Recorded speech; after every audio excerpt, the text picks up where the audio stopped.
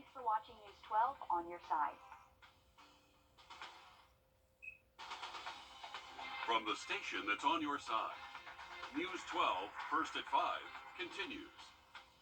Well, next, live at 5, a presidential candidate is voicing her opinion on abortion. But first, new video live at 5 showing the police encounter moments after a 25-year-old man was accused of licking the foot of a 7-year-old boy at an Augusta business. Yeah, a frightening story for any parent to hear. All of this unfolding just 2 weeks ago on the 14th at Urban Air right here in Augusta. And just hours ago, we learned the suspect was a former employee in the Richmond County school system. Deputies say 25-year-old Kerry Rollins was unaccompanied in the building and in a fenced-in area where children play. He was there with a family before they left. That's what he told deputies. The guardian of the victim told Gilbert that Rollins approached the victim in the fenced area. He then tickled his feet, asked him to remove his socks, and licked both of his feet. The building owner says due to the location of the incident, the security cameras did not catch the incident on tape. After filing the report, Rollins was arrested and charged with non-aggravated child molestation. Meanwhile, the school district gave no information about his status with the district except saying that he is no longer an employee of the Richmond County school system. We've requested his personnel file from the school district, and according to the Guardian that I spoke with earlier today, they say that Urban Air plans to increase coverage areas of that incident and was very apologetic with everything there. Yes, in just about 10 minutes. Thanks, Riley. Traffic cones, bulldozers, and dump trucks. After 4 years of construction, the Flowing Wells project still is not done. The project was supposed to be done by the end of 2022. Columbia County neighbors say living on Flowing Wells has been a nightmare living through this constant construction. Our Nick Veland is live at 5 at the project site. What else have people had to deal with? Yeah, Meredith, well, right now is one of the two peak times, and as you can see, cars are backed up all the way down Flowing Wells as people are just trying to make their way home from work, and with construction only having one lane open on both sides, the traffic jams can last a while. Construction on Flowing Wells Road started just before COVID hit. While the project was initially supposed to be done by last fall, COVID shutdowns and weather delays pushed the final date back. As for what crews are doing now, they're looking to widen this from 2 lanes to 3 with many separate turn lanes throughout for the school and other major parts of the road. They're also working on new curbs and draining systems, and a neighbor on Flowing Wells Road says that the road needs improvement because right now it's not safe. The road was very unsafe in the way that you've got the 2 schools that are right here. It creates a lot of traffic in the morning, and as a matter of fact, within the last several weeks we've had several wrecks in front of our other house just 2 doors down. So it needs to be widened for the safety of it, so we definitely support it. And coming up all new on News 12 at 6 o'clock, we'll break down the timeline as to when this project is expected to now be finished, and that's all coming up at 6. I know a lot of people are ready for that thing to wrap up. Thanks for that, Nick. New at 5, 2 people alive but hurt after a plane crash in Atlanta. It happened at the Peachtree DeKalb Airport just a few hours ago. No fire was reported, though, after the crash, and the 2 injured people are expected to be okay. Meanwhile, Ring camera video shows the moment a Black Hawk heliport crash landed, killing 2 National Guardsmen. This was just 2 hours ago in northern Alabama.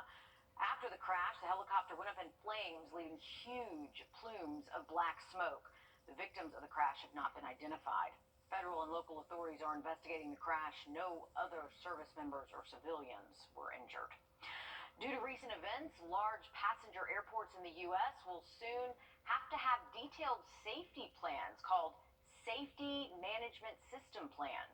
Major air carriers and aircraft manufacturers already use SMS protocols, which identify and address safety risks. Yet the new requirement affects 200 airports nationwide. The new rule has been in development for 13 years and comes as the FAA turns its attention to a series of near collisions. A Florida sheriff's office needs your help to solve a cold case, and the answers may lie in Aiken. The unknown woman on your screen was killed around 1900 to 1991. Her body was found in 1933 in Seaship Place in Palm Coast, Florida. Through investigation, they found out that she is a descendant of Georgia Washington Coleman and Clarissa Minnick from the Edgefield-Aiken area. 30 distant relatives have been contacted, but her identity is still unknown. If you have any information to solve this case, contact the Aiken County Sheriff's Office. Well, this morning, the Today Show host Craig Melvin interviewed Nikki Haley after her announcement to run for president in 2024. The former UN ambassador is the first challenger to former President Donald Trump for that race. Haley spoke with Melvin on a variety of topics, including her stance on abortion. Take a listen. The senior senator from South Carolina, Lindsey Graham, has proposed a federal ban on abortion. Would you sign that? We need consensus on this. Our goal should... Consensus on abortion. We need consensus on this because I want to save as many babies as possible and I want to support as many moms as possible. Is that consensus 15 weeks? Is it 10 weeks? Is it 6 weeks? I don't know what that is, but we need to figure this out for the good of these babies and for the good of the moms. Would you support a national ban on abortion? A federal ban? Not a full-out federal ban because I don't think that's been put on the table. I think what Lindsey Graham has put on the table is 15 weeks. And I think if we're looking at 15 weeks, what we need to understand is we are not okay with abortion up until the time of birth. And so we should at least decide, when is it okay? Haley was also asked whether she asked former President Donald Trump for his blessing to run. She said she didn't ask. She told Trump that they needed to move in a different direction. Some Georgia senators want to stop people from vaping in public spaces. Senate Bill 47 receiving overwhelming votes, and now it moves to the House for more debate. It would regulate vaping in the same way the state already regulates smoking. Georgia's 2005 Smoking Free Air Act says that people can't smoke indoors in many public places, but now in tobacco stores. But bars that only admit patrons older than 18 and privately owned convention rooms, a person who violates the law commits a misdemeanor and can be fined $100 to $500. The death of Tyree Nichols in Tennessee has lawmakers in Georgia inspired to create change. 3 bills, House Bill 107, 112, and 113, are all aimed at bringing about police accountability. House Bill 107 would require police to all wear body cams, have them on when interacting with the public, and require that video be released. 112 would create more procedures and requirements to make policing more ethical, and it would let towns and cities make citizen review boards to hold police accountable. 113 is the Preventing Tragedies Between Police and Communities Act. It would require police to do de-escalation training. If you are a law-abiding Georgian, should you fear being in your own home and being shot dead by law enforcement? This is not about being anti-law enforcement. It's about being pro-justice. Representatives say they want to work with law enforcement to implement these bills and build up community trust. Coming up, a group of South Carolina legislators are talking about short-term rentals. Next, live at 5, we tell you what they are looking to change for state regulations. Riley? We are tracking some rain moving in for our Friday morning, but drying out for the weekend forecast. We'll have a full look at it just after the break. The youngest member ever to hold a seat on the Board of Education. He wanted to be a voice for the kids. A week after the election, 911, do you need police, fire, or an ambulance? Tyreek's family finds him dead, leaving them with questions. Trying to piece bits and pieces together. But the pieces don't seem to add up. To anybody who knew Tyreek, knew it was more to the story. The I-Team investigates the death of a politician tonight on News 12 at 6 o'clock. Time and rewards. That's a win-win-win. Kroger, fresh for everyone. Some cities and counties around South Carolina are trying to set regulations or even outright bans on short-term rentals like Airbnbs. Some have already passed local ordinances and laws to do that. Our State House reporter Mary Green explains why South Carolina lawmakers are trying to make these bans illegal. So far, this bipartisan bill has a dozen sponsors in the House of Representatives. It also has the backing of the SC Realtors Trade Association, which held a press conference here earlier today to call for its passage. As a realtor, my job is to protect private property rights, and those include the right to generate income off of our property. A new study found the demand for short-term rentals in South Carolina is growing, and so too are the regulations cities and counties are putting on them. This bill would prohibit local governments from enacting local laws that ban renting a residence for fewer than 29 days. In Greenville, homes in residential zoning districts can't be leased for any fewer than 30 days, and in Myrtle Beach, it's no fewer than 90 days. Last week, Folly Beach residents voted to cap the number of short-term rentals allowed. Columbia is currently considering a new ordinance that would put tighter regulations on short-term rentals, and one of its council members calls this bill an intrusion on home rule. The cities are responsible for providing residential homes and residentially zoned properties with a peaceful enjoyment of their property. And if we cannot regulate short-term rentals, especially short-term rentals that are investor-owned in their community, you're not going to have a peaceful enjoyment of your property.